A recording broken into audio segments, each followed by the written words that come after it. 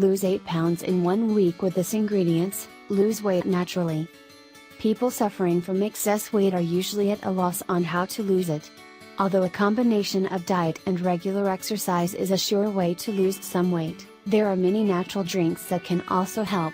Many of these drinks can boost your metabolism and digestion and are a great way to lose weight without the need for a strict diet and hours spent in the gym.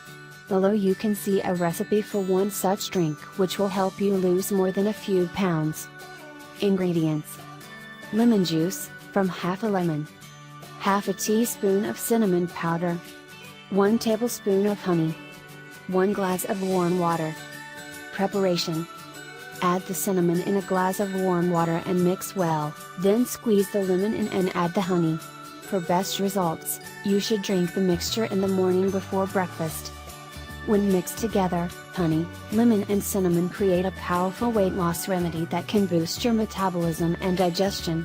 Furthermore, the pectin fiber in lemons can satiate you and prevent cravings.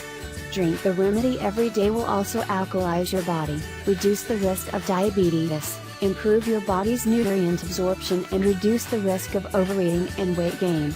Try it yourself and you'll be amazed by the results.